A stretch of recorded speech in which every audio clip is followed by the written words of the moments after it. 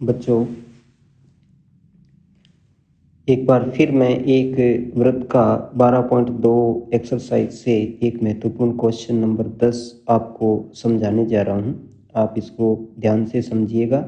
पसंद आए तो आप इसको लाइक ज़रूर कीजिएगा और सब्सक्राइब भी कीजिएगा ताकि आपको इम्पोर्टेंट क्वेश्चन बोर्ड के मिलते रहेंगे। तो आइए, एक वृत्त की ये एक थ्योरम ही है। यदि एक वृत्त की, यानी आपको एक वृत्त दिया गया है, ये वृत्त है और इसका केंद्र O है। समान जीवाएं, इसमें दो समान जीवाएं लेते हैं। हम जो है एक जीवा जो है ये खींच लेते हैं और एक जीवा जो है हम इसके बराबर की है ना, समान जीवा ये खींच लेते हैं। दोनों समान हैं। अब ये दोनों जीवा जो है समान हमने खींच ली, इसको हम A B नाम दे देते हैं, इसको C D दे देते हैं। चलिए, समान जीवा एक दूसरे को प्रतिच्छेद करती है, यानी ये देखो E बिंदु पर एक दूसरे को प्रतिच्छेद कर रही है। सिद्ध करना क्या है कि एक जीवा के कर्मित भाग, कर्मित का मतलब ये जो आपका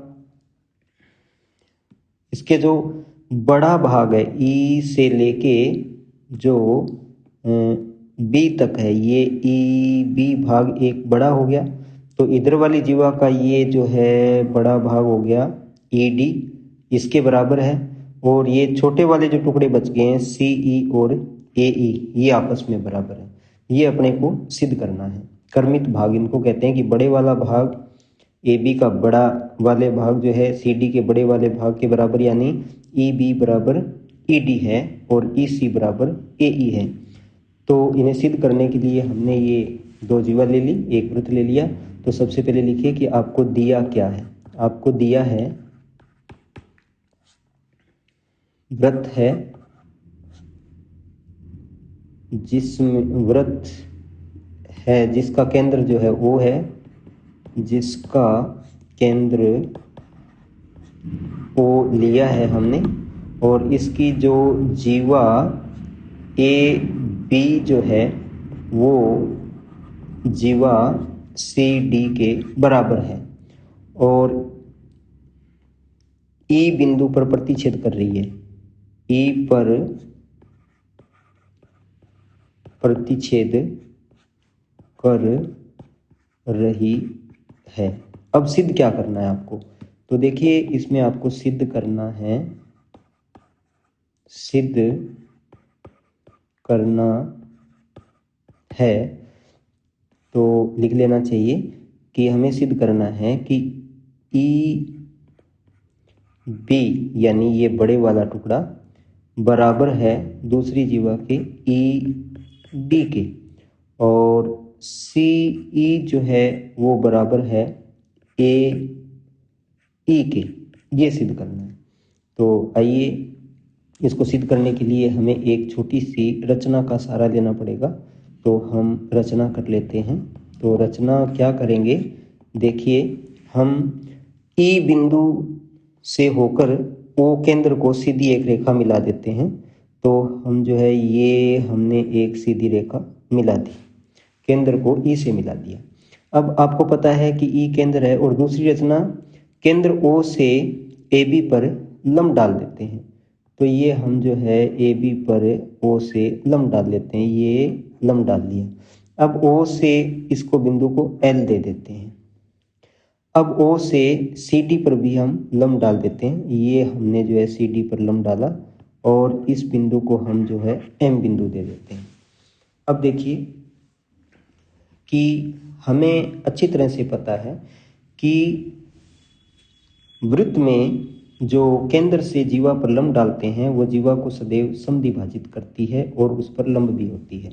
तो रचना करते हैं, E व O को मिलाते हैं, मिला दिया, मिलाते हैं, और O से OL लंबवत AB तथा OM लंबवत CD लेते हैं। ये दोनों लम्ब डाल लिए हमने, ले लिया। अब देखिए इसकी उत्पत्ति देखेंगे कि सिद्ध करने के लिए हमें कौन कौन से प्रूफ देने हैं। तो अब प्रूफ देने के लिए हम जो है इसी चित्र को मैं बार बार हमें ऊपर जो है स्क्रॉल नहीं करना पड़े तो कॉपी कर लेता हूँ।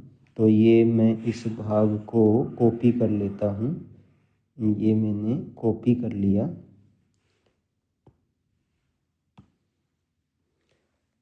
अब यहाँ लेते हैं कि ये मैंने पेस्ट कर दिया, तो इस भाग को ये यहाँ ले आता हूँ।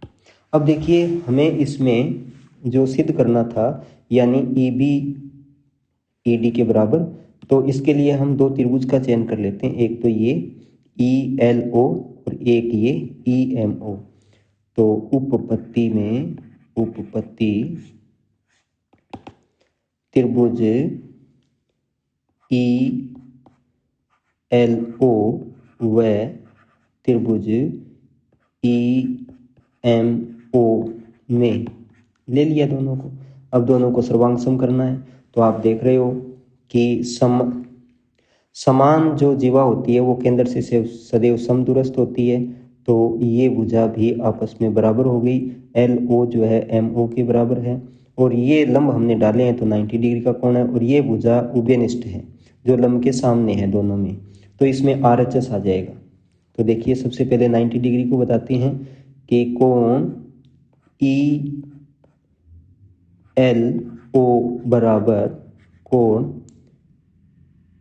EMO बराबर 90 डिग्री। इसका कारण मैं दे रहा हूँ कि OL जो है वो लंबवत है AB व OM जो है लंबवत CD है, ये रीज़न है।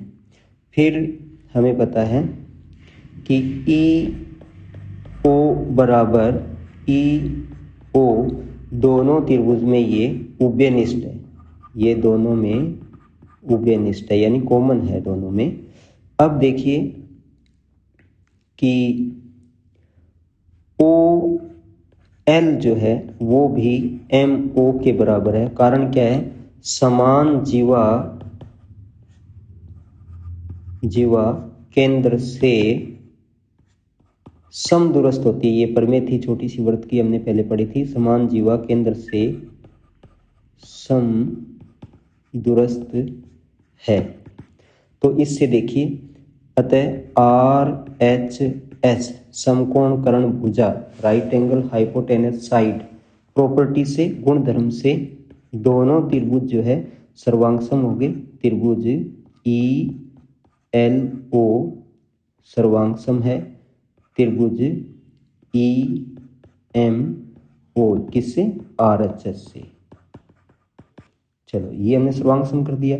इससे हुआ क्या, इससे आपकी जो भुजा EL जो है वो EM के बराबर हो गई। कौन सी भुजा, देखिए चित्र में ये जो भुजा थी यहाँ से लेके यहाँ वाली और यहाँ से लेके यहाँ वाली, ये CPCT हो गई। तो देखिए इसको हम कह देंगे कि सर्वांग सम त्रिभुज के सर्वांग सम हिस्से बराबर होते हैं, इसको CPCT कहते हैं, concurrent part of concurrent triangle. अब देखिए आपको पता है कि दोनों जीवा बराबर थी, कि हमें पता था कि AB बराबर CD था, और अगर इन दोनों को 2 से भाग दे दे दोनों तरफ तो भी बराबर रहेंगे।